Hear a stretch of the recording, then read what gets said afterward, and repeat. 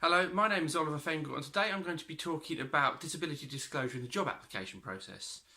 I've noticed from research I've done over the last few months that many organisations don't actually allow candidates to disclose their disability properly on an application form. I mean, paint this as a scenario. You've applied for a perfect job. It's like a business development role. You've gone all the way through the application. You get to the end and about the equality monitoring. It allows you to tick a box that says this job complies with the Equality Act guidelines for giving everybody equal opportunities. Now, underneath that tick box, there should be a text box which allows you to disclose your disability and the reasonable adjustments that you need. Now, too many major organisations appear not to have that process. They have the tick box, but they don't have the text box to allow candidates to disclose their disability and the reasonable adjustments they need. Now, that has serious implications. Because if you're disabled, you're in a wheelchair, you've got autism, or you suffer from major anxiety, you turn up for an interview, for instance, the building doesn't have a great lift access, you might find change difficult, you might struggle in new environments. Now that's a really big problem, and automatically it's penalising disabled candidates before they've even had the interview. Now, the interview process is such an integral part of the employee life cycle. Now, if an organisation gets the application process right, then the whole process flows from there. But actually, it's two strands really you end up with.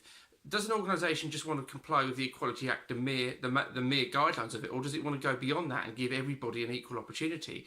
Now, for me, some organisations are just merely complying with the Equality Act and not going enough beyond that to give a good candidate experience for everybody, regardless of disability or non-disability.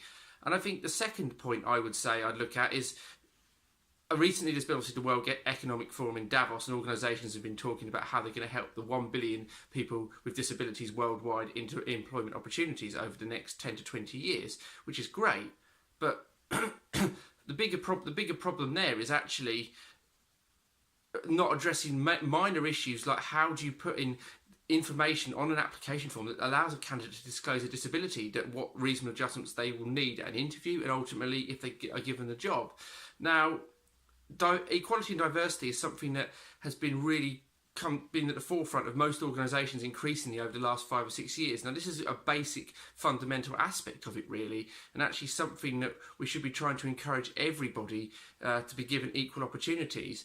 And if you're serious about equality and diversity within your organisations, this is something that has to be done to allow you to get the best possible choice of candidates from all walks of life.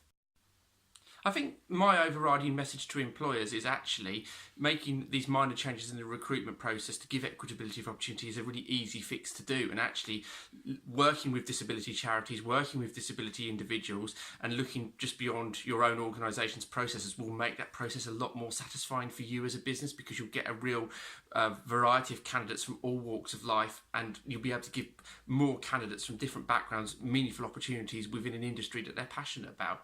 My name's been Oliver Fengle. Thank you for watching today, and I look forward to hearing from you in the not too distant future.